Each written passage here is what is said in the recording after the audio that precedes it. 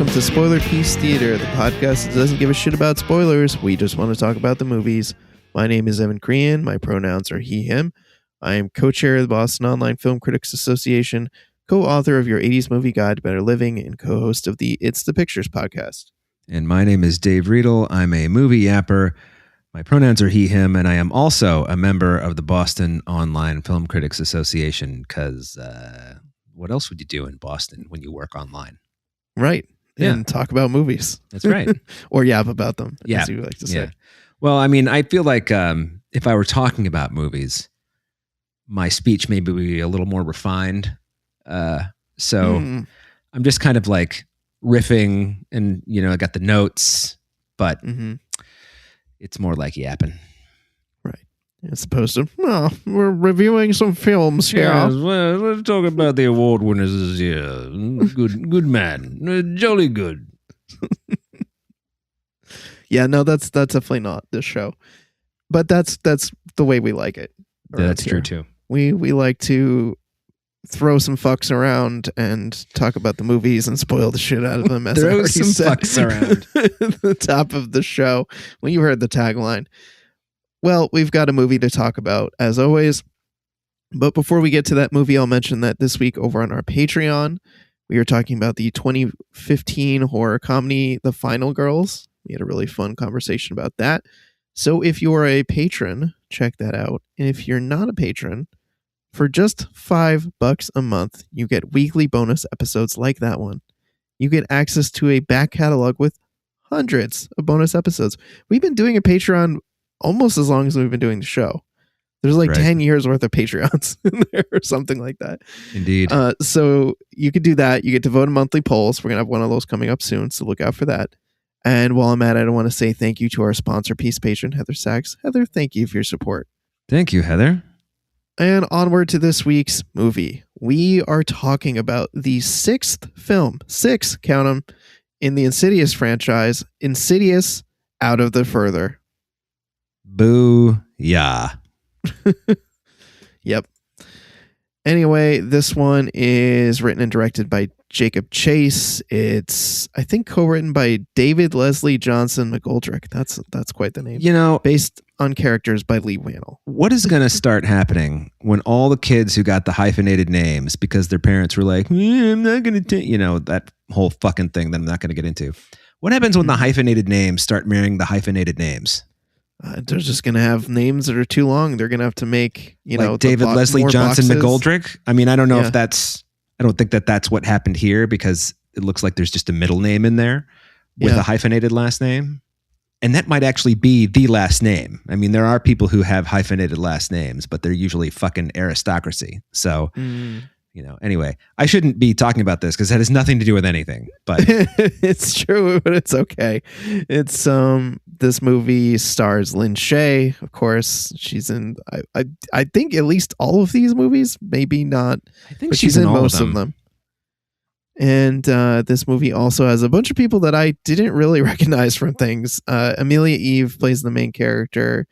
Maisie Richardson Sellers, Sam Sproul, I'm assuming that's Brandon Perea, and Island Austin plays the little girl in the middle. I was going to say that's got to be the kid. Yep. And I'll do our IMDb summary, and then we can dig more into the movie. Gemma, a young mother raising her daughter in the house she grew up in, discovers she can travel into the further. There's no quotes, but I'm adding air quotes because I think it's important. Where she possesses an ability to bring what lives there back to the real world. I will start by saying I realized before we were going to watch this movie that I had seen the fourth Insidious movie, but I had seen 0 other Insidious movies in the franchise. So before I went to see this movie, I sat down and watched the first Insidious movie. And that I think was actually quite helpful in terms of setting some context around this stuff. Well, like also the idea of the further. Yes. And you also saw some of the villains in that movie in this one. The bride with the shotgun. Yep. Is she a bride? I can't remember. No, she's got a shotgun. There's the bride, which is like the woman that terrorized that terrorized Patrick Wilson's character as a kid. Mm-hmm. And then, yes, there's the woman with the shot, or the daughter with the shotgun who shoots and kills the mother and the father. Right. They're like sitting on a couch and she blows them away. And then the red-faced guy shows up. Right. The red-faced guy. Only at the very end. Yep. The Darth Maul looking guy. The Darth Maul looking guy. That's right. And various other, I feel like, villains that you kind of see. So to set up, if you're not familiar with this franchise at all, I'll give just like quick background. So the first film, Patrick Wilson and Rose Byrne have a kid. They move into a house. Seems like maybe the house is haunted. He falls and hits his head, and then he's in this mysterious coma. No one knows what the fuck's going on. But basically, they figure out by meeting Lin Shaye, who's like a medium, that the son can astral project himself, and he accidentally wandered into what she calls the further, which is this weird space between life and death where a lot of nasty like demons and ghosts and things hang out. And so he gets trapped in there, and it turns out, of course, he has that talent because he inherited it from Patrick Wilson, who did it when he was a kid, and Lin Shaye helped him. So he goes into the further and gets his son out, and I believe the end of that movie leading into the second one is that he accidentally brought one of the creatures back inside him. It like hopped into him when he was coming back or some such thing. But he kills Lin Shaye at the end of that movie. He like strangles her to death. And I believe in following movies, we just see Lin Shaye as inhabiting in the world inside the further and helping people who are getting entangled with it. Right. Yeah. I remember that he strangles her at the end of the first one because the woman in the black wedding dress takes control of his body, right? Right. Mm-hmm. Right. Yeah.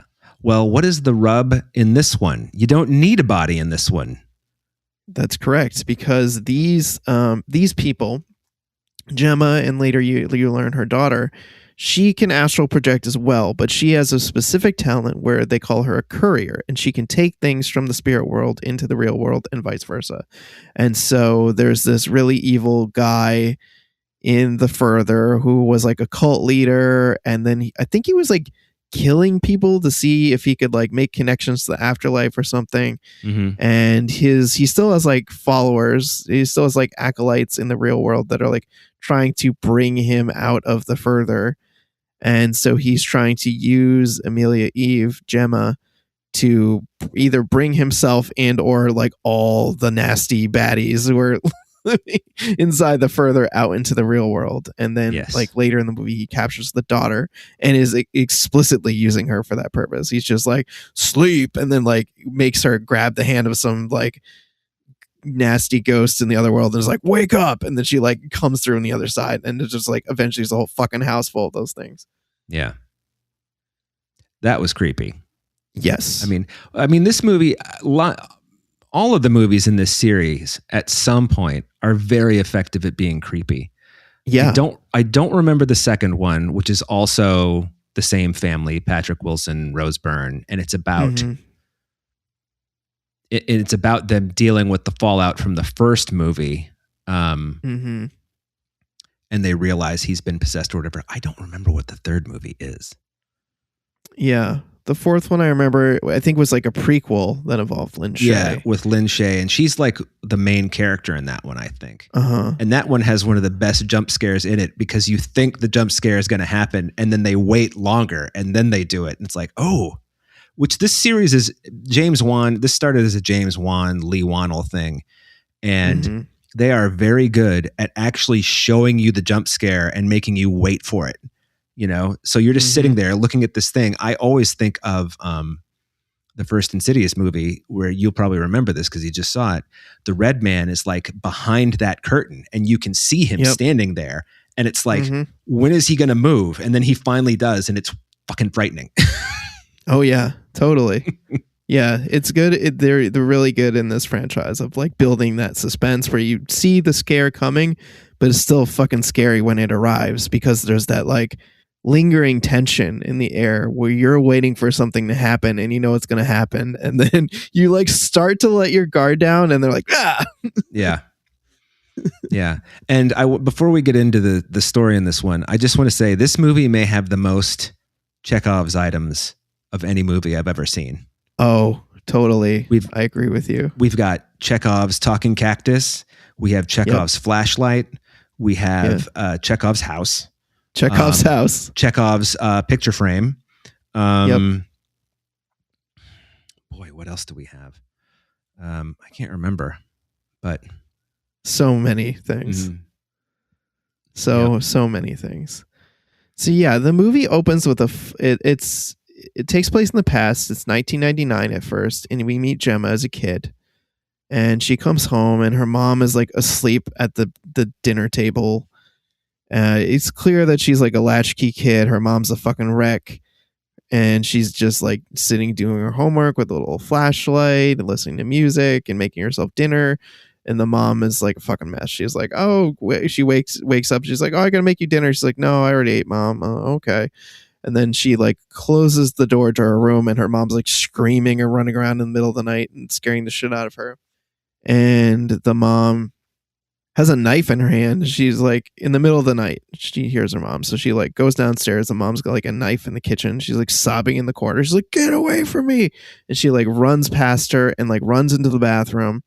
And she sees the mom in the bathroom, like the shower curtain. You can kind of see her around the curtain.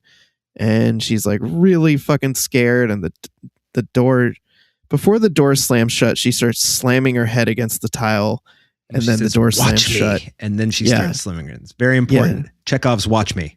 Yep, that's true. And then, she starts slamming her head against the wall until she kills herself.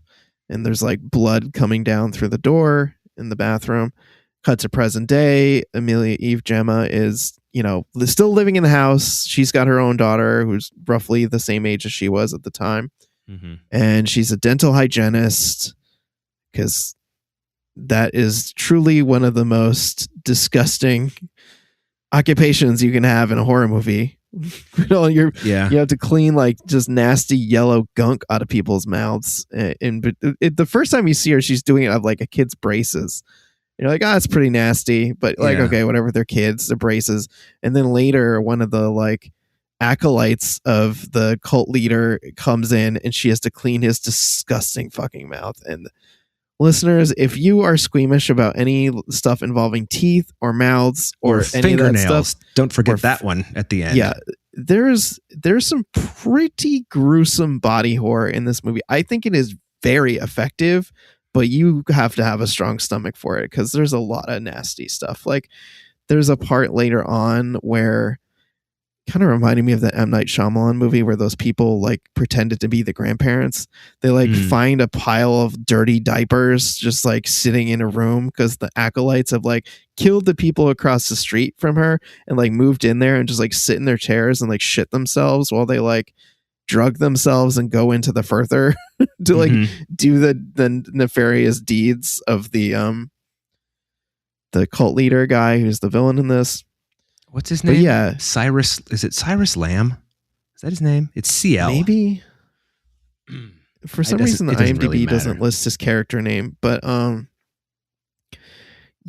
so she's living there with her daughter, and then things just start getting fucking weird. She keeps like she's losing time.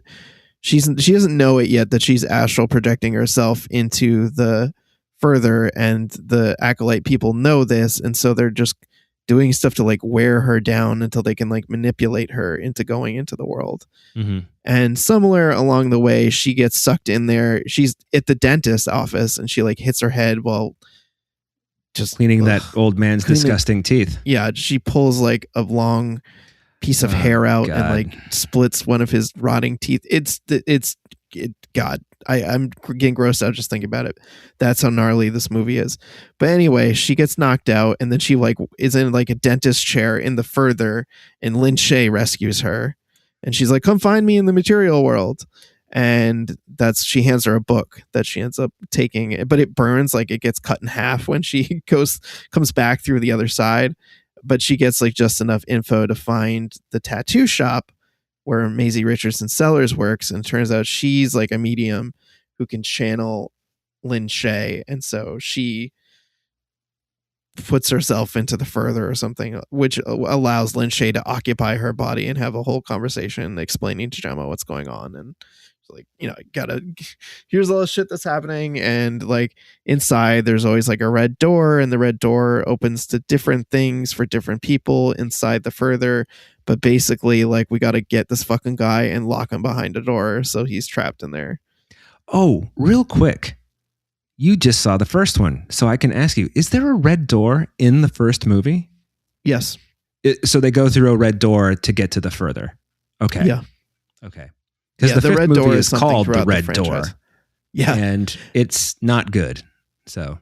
Yeah, doesn't the fifth movie come back around to Patrick Wilson again? Like, yeah, it's all of them. One. Yeah, he directed that one. He's co-stars in it. He's not the main. The little kid who's now like, he was like 19 when they made that or whatever. He plays the same character, and he's going to college, and they realized they were hypnotized to like forget that all happened. And so like weird shit starts happening. But I think Patrick Wilson was more interested in making a family drama than he was a horror movie. Huh. So go figure. It doesn't quite work. Yeah. So let's see. Okay. So then basically this stuff starts ratcheting up. And at first, Gemma's boyfriend, Brandon Perea, who's a cop, is like, I don't fucking believe this. Like, I'm going to try and be like mildly supportive, but this just sounds fucking crazy. And then he starts seeing some crazy fucking shit. So like he's in the bed with her, supposed to be like watching her all night after she's been, repeatedly attacked by the acolyte people. And then the guy gets her to transport one of the people with her. And so he comes out the other side, like smoking like in half. And then the boyfriend's like, what the fuck is this guy? Mm-hmm. And then he's like, okay, I believe you now. Oh yeah. They like throw the corpse in like a freezer, like a chest freezer. So the book got burned and then this guy gets split in half. Do you remember why that happens? They explained something like they just need to keep experimenting with it until it just like works. Okay. But it wasn't specific other than just like, we need to keep trying until it will eventually work. Okay. I mean, if at first you don't succeed, it's true. But try again. Okay. There's a fun sequence. So when we first meet the tattoo artist, she's explaining how she tattoos on grapefruit because that's closer to human skin than pig skin. And so there's this whole bit where she lays out their like plan for trapping and getting rid of this guy by drawing people's faces on the grapefruit and then like cutting the grapefruit in half and like arranging them. I thought that whole sequence was quite fun. Yeah, I thought, if you're going to dump a whole bunch of exposition, at least you've got me looking at something I've never seen before. Right. Yeah. She's made a whole like plan. So they with Lin Shaye, they hatch this whole plan where they're gonna get the daughter to go like over to a babysitter's house, and they're gonna like take one night where they're gonna wake the acolytes up so they're not guarding the red door and lure the guy inside the red door and then trap him in there and get out. And of course, things go wrong. They're having trouble like waking up all the acolytes on the other side because they've like hidden themselves cleverly. And then, of course, the cult leader manages to get out because they get to the daughter, and they're just letting everybody fucking loose inside this house. And so when Gemma gets out, she's in a house full of like demons and evil people who are like trying to grab her, trying to kill her. There's a pretty gnarly part where this guy puts like a meat cleaver in the wall and then starts to like pull her eyeball towards the sharp corner of it. Yeah, that was rough. Various other gross things happen. But there's a part earlier in the movie, and I knew this was going to fucking happen. I did. It's not coming a mile away. There's a part early in the movie where Lin Shaye says to her, clear your mind, focus. Because she realizes that earlier in the movie that she can, not only can she bring stuff from the further, she can bring stuff to the further, which she does with the TV. But Lin Shaye says you can literally bring anything. And so Gemma realizes if she can get her daughter out of the house, which she does, she can take the whole fucking house filled with these guys and bring it back to the further. So that's what she does. She manages to bring the whole house with all the people in it back to the further. And so they're all stuck there behind the red door, including the cult guy. and all the people turn on him because they're pissed, and they tear him apart basically. He gets put in the dental chair, and then the main demon, who we met in the last key, locks him behind that red door, right? Right, yeah, and then drills his tooth. That was by the way, that was a part earlier where she gets strapped down in a chair, and they're about to drill her teeth in the further, and then they're like, no, wait, we need her. Let's do that later. Let's have our fun later, but we need her alive right now to do the mission. Yeah, and then Lin Shaye comes in, and they're all scared of her. I actually think that's pretty cool that they're scared of Lin Shaye. Yeah. And she's got that crazy bright lantern that she can swing around in there, because they're all afraid of the light too. That's a whole thing. They don't like the light. Right. And I'm forgetting something. There was, we didn't mention that, of course, we realize that Gemma's mom was a traveler. Is that what they call them when you're not a courier? Yes. Yeah, yes. We find out when they go through the red door, there's a part where Lin Shaye says sometimes it's a memory that you're in, and it turns out that the mother was experiencing this, and she was fighting the cult leader guy, and she trapped him in her memory. Mm-hmm. And so the whole thing where she was slamming her head against the wall was he was in the room with her, and she was holding him. Yeah. She was holding on to him, and so she killed herself while holding on to him, which trapped him in the further for, I guess, until whatever this allowed him to break free of. Right. I still don't quite understand, though. If you're trapped in the further in your own, but you're behind your own red door, in this case, I guess the mom's red door, how did he get to the other red door to get out into this part? I guess the acolytes had to have gone in there to let him out. Oh, that would make sense. Yeah. Yes. But the one of the happy things is mom, because this is all taken care of now, Lin Shaye gets to take her to heaven, I guess. The implication is that she's going to be much happier, and to that end, her raccoon eye makeup has been removed, and she looks like a normal person at the end of the movie. Yeah. Mm-hmm. I'm going to go on a limb and say I really liked this. I thought it was very effective. All the body horror. I know at the beginning, Dave, I felt audibly that you were getting frustrated with the jump scares in the movie, because there were a lot early in the movie, and there was one that you actually were like, ugh. Yeah. I don't remember which one it was, but I remember I yelped and jumped. But the other thing that was rough about this is there was some fucking guy who kept using his flashlight at the end of our row, one of the, I don't know, the security guy. The security guy. And it's would you quit being a fucking asshole? Jesus. Yeah, it's hilarious to me, because we had a security person, making sure, no one's doing any funny business in the screening.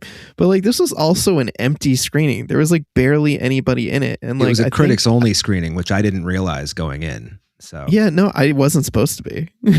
I just think nobody was there. There was some other movie screening at the same time, so I'm wondering if maybe that drew people away. But yeah, it was crazy that the guy kept using his flashlight and shit, because it was quite distracting.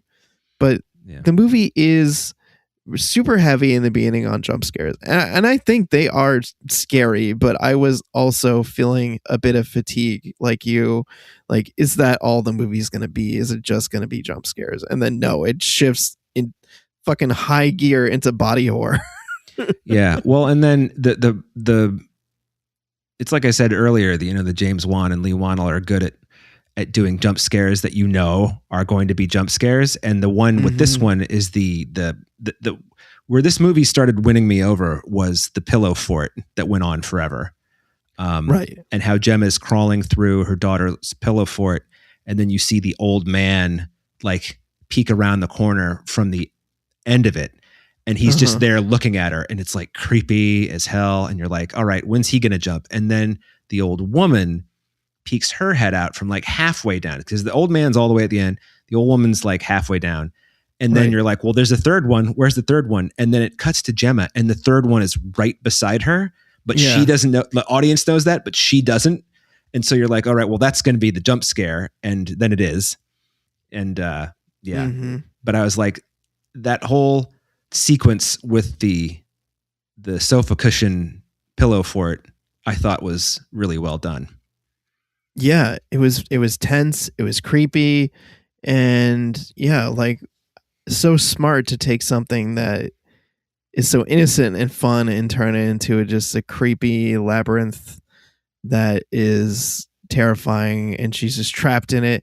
And then eventually she ends up getting away, but she has to like pull herself between two cushions, and she's like pulling and pulling and pulling and pulling and like smushing her body between two cushions to try and pull her way out. And that too, I think, is terrifying unto itself, even after she's gotten away from the people that have been chasing her. Yeah.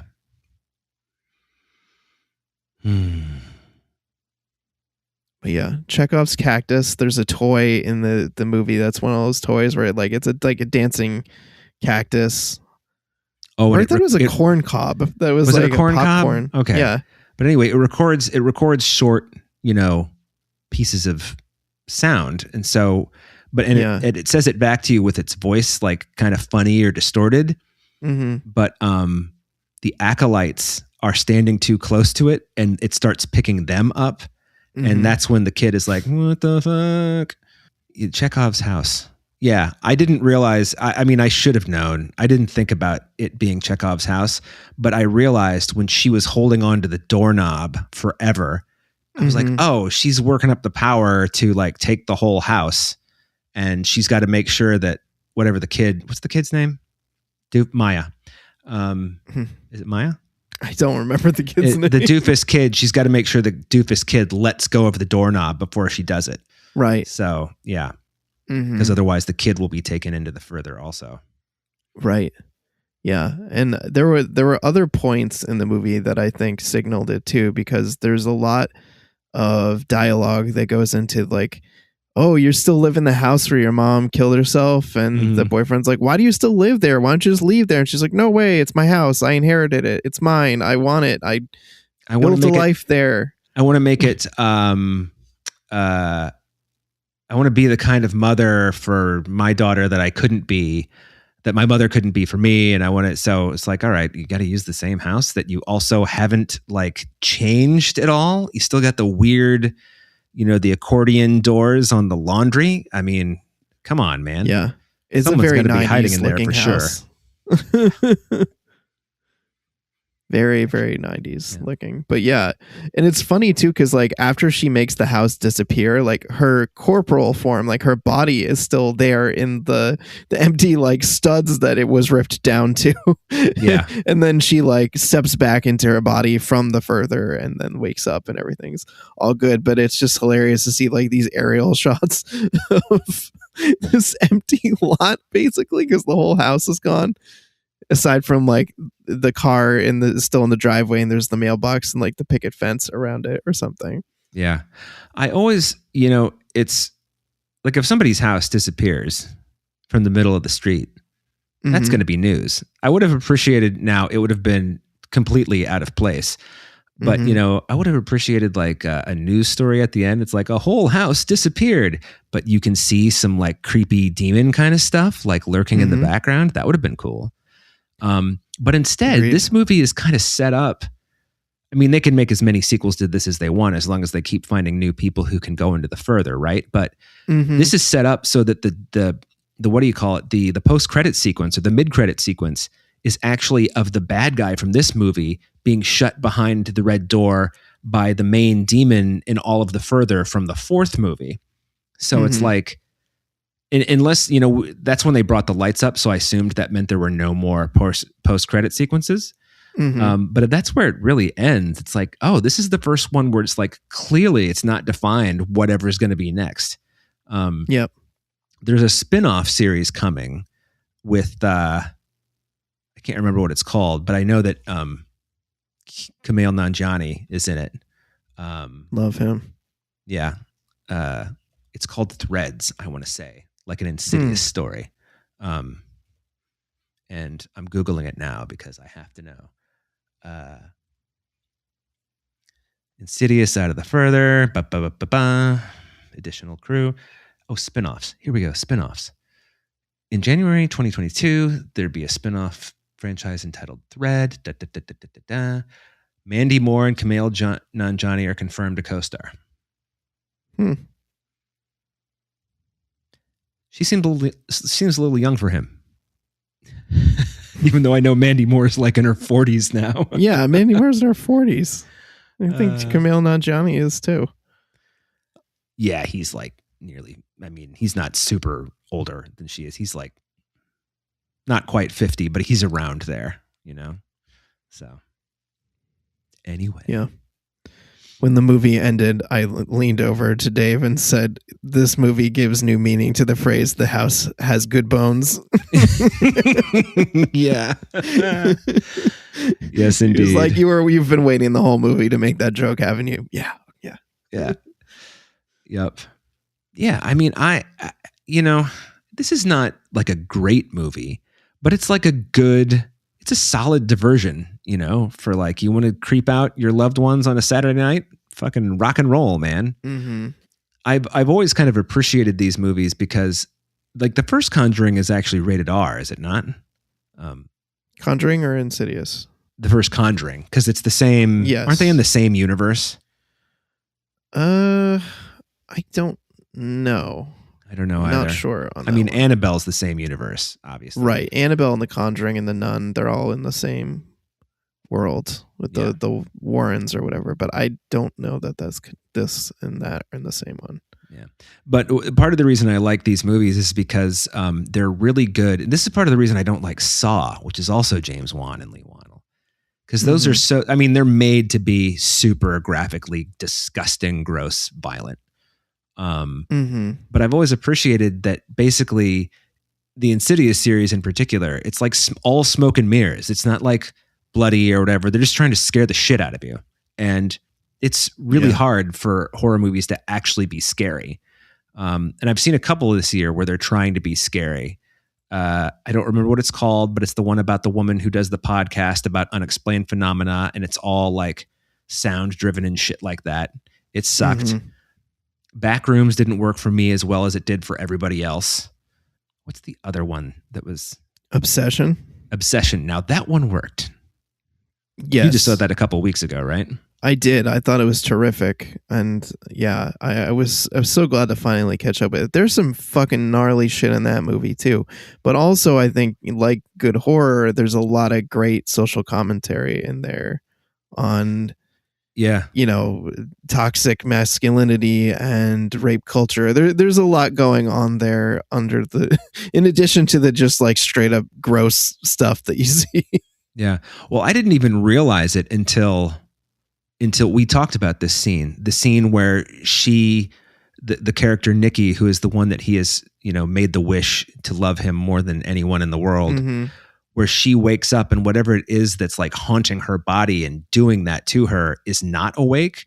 And he says to her, "Is it so awful?" She's like, "Kill me." And he's like, "Is it so awful being with me?" And I remember when I saw that just being like, oh, any sympathy I had for this guy is now gone. Yeah. Which is the point, disgusting I think. Thing to say. Yeah. But then you pointed out to me the first thing that he does when he realizes she's been possessed by whatever it is he has sex with her, which I had completely forgotten. Yeah. The first thing he goes, "Oh, the spell worked." Just cuts to him like having sex with her, like her, but just sitting there and having to deal with it. Mm-hmm. Well, right. Because at the beginning, she is still, it doesn't have quite the hold over her as it does later. Yeah. Yeah. She's still like able to fight it off in moments. Yeah.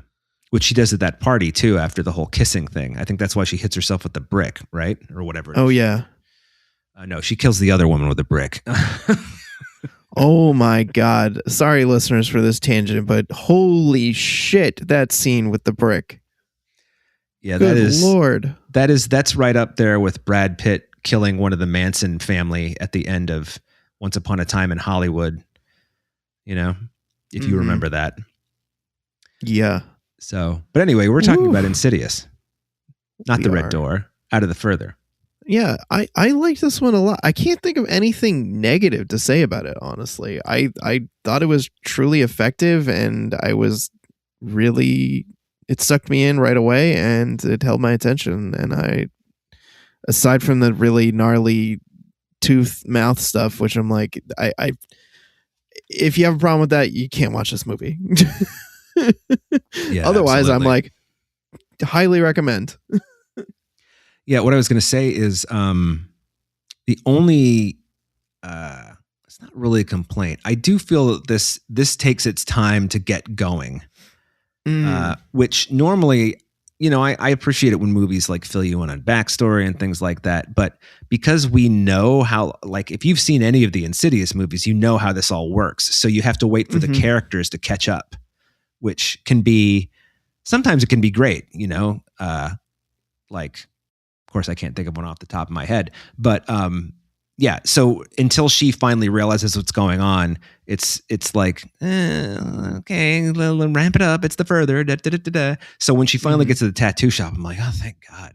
And I like Lin Shaye so much, I didn't even mind that that was another exposition dump. 2 exposition dumps in this movie are huge. Right.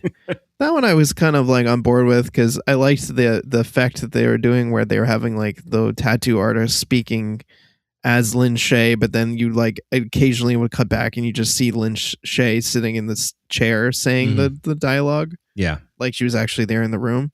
Yeah, that was cool. Yeah. And so I like that once the boyfriend, I appreciated the fact that even though it was clear he did not believe her, he wasn't like a douche. He was like, he was like trying to like, in his own strange way, coddle's not the right word, but he was trying to be supportive, even though he didn't believe her at all. Yeah. And then the movie made the smart choice to make him realize it was real almost instantly when they brought that guy through it. I'm like, yeah, because the scene before that, basically, she's like slammed the door shut. And she, to him, seems extremely paranoid and losing her mind. And he makes some comments about that. She's like, I'm not my mother. And he's like, okay, how about I stay here tonight and I'll stay up all night watching you and just make sure that like nobody comes in here that's not supposed to. And then as soon as he wakes up, that guy fucking falls out of bed. Yeah. Oh, man. That's right. Yeah. Pretty creepy. Then he's immediately on board. The next scene is them taking the body and throwing it into the freezer. Yeah. He's like, we only have room for one more body in here. How long do we think this is going to keep up? I appreciate that this movie seemed to have a little bit more humor, that the main character, because if you remember Insidious, the first one, like nobody in that movie has a sense of humor except for the 2 guys, right? Right. Specs and Tucker.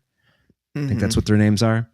And in this one, like that's a decent gag, when they put the body in there, like, all right, well, I hope it isn't too much because we can only fit like one more body in here, and it's like, all right, it's not the best joke ever, but it's not bad. And it's, done by a character that's not like some side character who comes in and is like, got a radio and a antenna that he's holding on to. Mm-hmm. I always felt like the Specs and Tucker, I don't think they work in the first Insidious movie. I think they work in the other ones a lot better because they're just so silly in the first one. Yeah, they're quite silly, and they're like bickering and shit too. Yeah. So that's like a whole dynamic. Like, oh, they're gonna bicker about dumb shit and like try to out nerd each other. Yeah. I do like that one of them is Angus Sampson, though. That's fun. Anyway, yeah, I had a good time overall with this. But that, like I said, that's my only minor gripe is that it just takes a little while to, in my opinion, to kick itself in the ass, which you apparently did not have a problem with. Yeah, I was kind of on board with it. Yeah. And you're usually the one who's like, speed it up. Yeah, let's get to it. Yeah, this is about an hour 45-minute movie. I don't feel like it overstayed its welcome. I was interested enough that I didn't feel like it was dragging or anything at any point in the movie. I think it had good momentum. Yeah.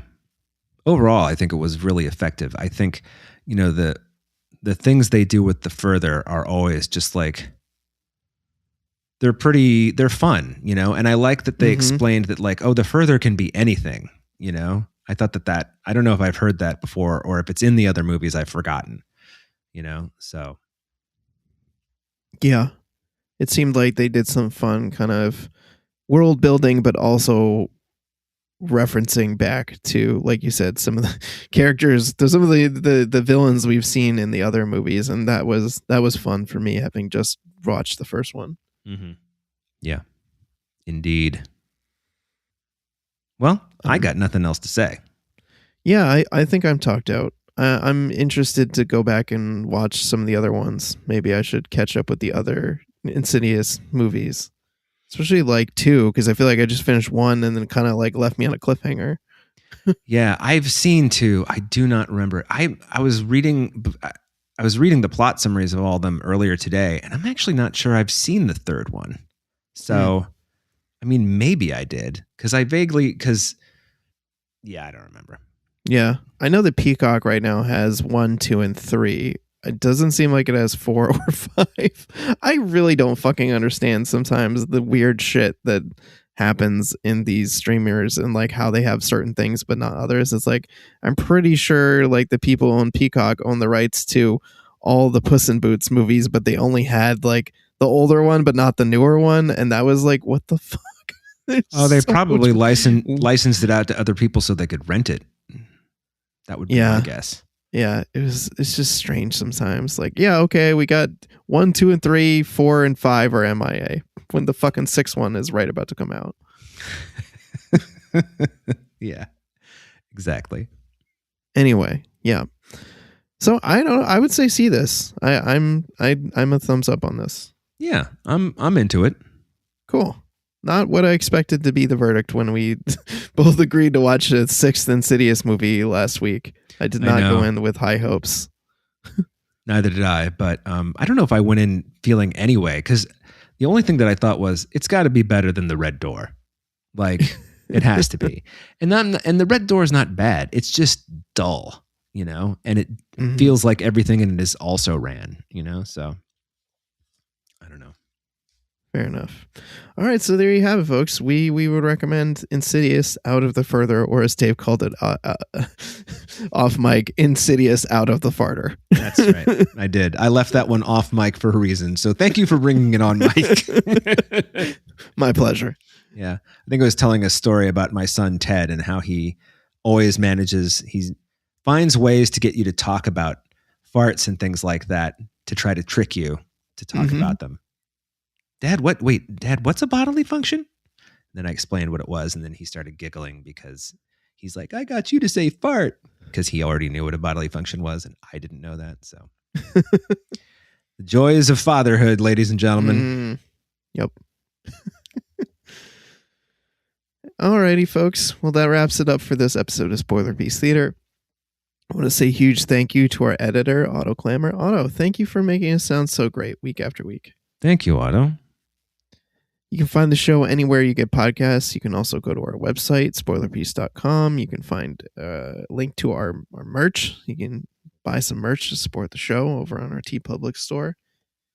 And you can reach out to us on social media, or you can send us an email, spoilerpiece@gmail.com. Share your thoughts on the Insidious franchise, or your thoughts on this, or even if you want to offer some thoughts about the Final Girls, if you're a patron, or even if you're not and have some thoughts. We'd love to hear from you.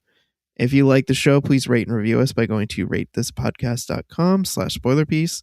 That'll take you to your platform of choice. We appreciate the ratings and reviews. It gives us some more cred out there in the podcast world. And yeah. And lastly, if you really, really like the show, please join our Patreon. $5 a month, like I said. You get access to weekly bonus episodes. You get to vote in monthly polls. As I mentioned at the top of the show, we're talking about The Final Girls, the 2015 horror comedy. So that's what we had going on this week. And I think that's all the things I'm supposed to say. So my name is Evan Crean. I am co-chair of the Boston Online Film Critics Association, co-author of Your 80s Movie Guide to Better Living, and co-host of the It's the Pictures podcast. You can follow me on social media as Real Recon, and that's real as in film real. And my name is Dave Riedel.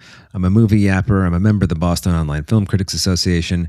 And I'm on all the social medias as Dave Sees Movies, except for X, which is what we call Twitter now, I guess. X can suck a dick, DIK. And on Blue Sky, or Blueski, as one of our senators said the other week. I'm Really? David. Yeah. He's a Harvard educated guy, and he said blue ski. It's like, it's blue sky, asshole. Yeah, I'm David Riedel on that one. Yeah. So check us out, follow us, send us some messages. Love to hear from you. Thanks, everyone. Bye.